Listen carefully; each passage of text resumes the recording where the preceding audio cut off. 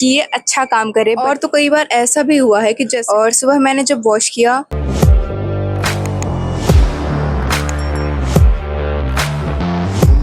Hi everyone and welcome back to my channel. तो दोस्तों आज मैं रिव्यू करने वाली हूँ एक बहुत ही जाना माना एक ब्रांड है जिसे आप लोग जानते हैं। दोस्तों आज मैं रिव्यू करने वाली हूँ मामा अर्थ आलमंड हेयर केयर शैम्पू।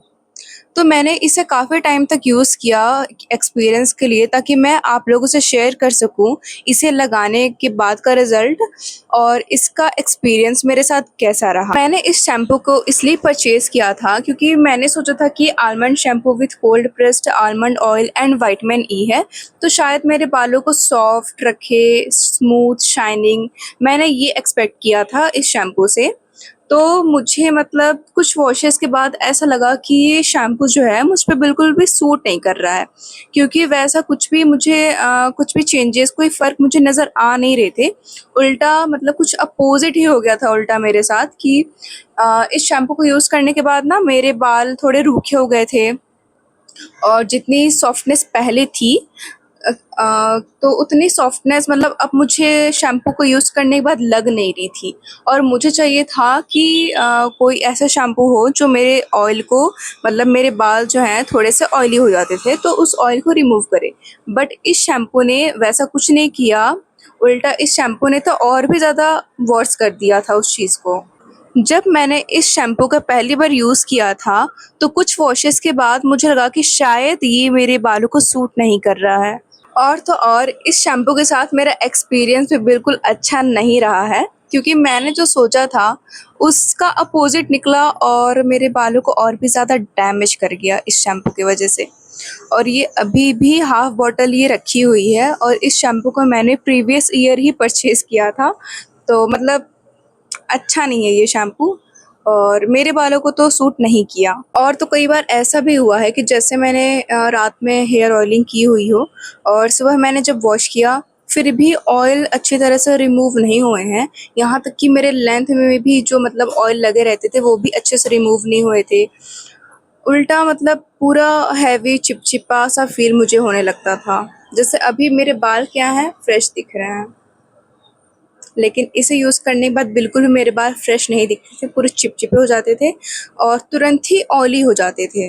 और इसके अलावा इसके टेक्सचर भी मुझे बहुत अजीब से लगते थे। जब मैं इसे शैम्पू करती थी तो मेरे बाल स्मूथ होने की जगह पूरे रफ़ हो जाते थे और इतने ज़्यादा गंदे लगते थे कि मैं आपको बता नहीं सकती। जिन लोगों को शैम्पू सूट नहीं किया होगा कोई सा, और या फिर ड्राई फ्रिज़ी हेयर हो जाता है, उन लोगों को तो मालूम चल गया होगा कि ये शैम्पू क्या काम करता था मेरे बालों में। जिस चीज़ का मुझे बहुत ज़्यादा अच्छा रिज़ल्ट मिला है मैं उसे भी आपसे शेयर करती हूँ, और जिस चीज़ का मेरे ऊपर बहुत ही ख़राब रिज़ल्ट मिला है, बिल्कुल भी वर्स, मैं वो भी आप लोगों से शेयर करती हूँ। तो इसका एक्सपीरियंस कुछ ऐसा था। और ये देखिए गंदा भी है क्योंकि ये 1 साल पुराना है और आधा भी रखा भी है। तो मैं तो इसे यूज़ करना ही बिल्कुल बंद कर दी थी। मैंने तुरंत ही शैम्पू भी चेंज कर लिया था मैंने फिर बाद में। अगर इसकी अच्छी बात ये है कि इसकी जो फ्रेग्रेंस है ये अच्छी है, नो डाउट। ये इसकी फ्रेग्रेंस बहुत ज़्यादा अच्छी है। और जिनके बाल ड्राई रहते हैं और फ्रीज़ी रहते हैं तो उन लोगों के लिए ये अलग एक्सपीरियंस हो सकता है इसे यूज़ करने के बाद। बट मेरे लिए तो अच्छा नहीं है क्योंकि मेरे बाल ऑयली रहते थे। तो और मुझे ऐसा शैम्पू भी चाहिए था जो कि मेरे ऑयल को रिमूव कर सके। तो ये ऑयली हेयर वालों लोग के लिए तो बिल्कुल भी नहीं है। और एकदम ऐसा भी नहीं है कि मैंने इसे लगा के एक बार छोड़ दिया। मैंने इस शैम्पू को काफ़ी ज़्यादा चांसेस दिए हैं कि शायद अब सूट करे, अब सूट करे। क्योंकि कुछ शैम्पू होते हैं ना कि कुछ नहीं, शैम्पू अगर हम तुरंत ही चेंज करते हैं तो तुरंत ही रिज़ल्ट नहीं आता है, बल्कि उल्टा रिज़ल्ट मिलता है शुरू-शुरू में। तो मैंने इसे बहुत ज़्यादा चांस भी दिया है कि ये अच्छा काम करे, बट ये नहीं किया। ये मेरे बाल को और भी ज़्यादा ऑयली करता गया।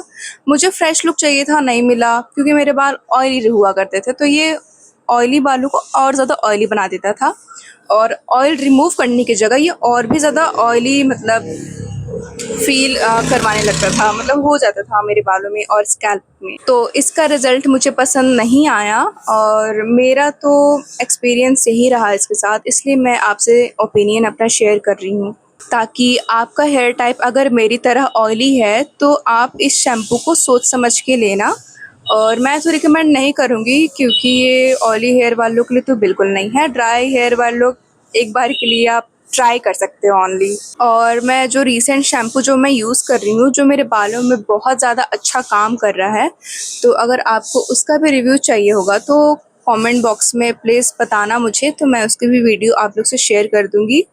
और ये रहा मेरा फाइनल रिव्यू और एक्सपीरियंस जो कि मामा अर्थ आलमंड शैम्पू ने मुझे दिया है। इसके वजह से जो भी एक्सपीरियंस हुआ है, जो भी रिज़ल्ट मिला है, मैंने आपसे ऑनेस्टली शेयर किया।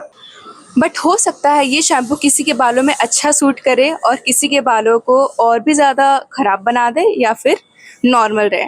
मेरे बालों में सूट नहीं किया। सो गाइस, ये था मेरा आज का रिव्यू। सो मिलते हैं नेक्स्ट वीडियो में, तब तक के लिए बाय।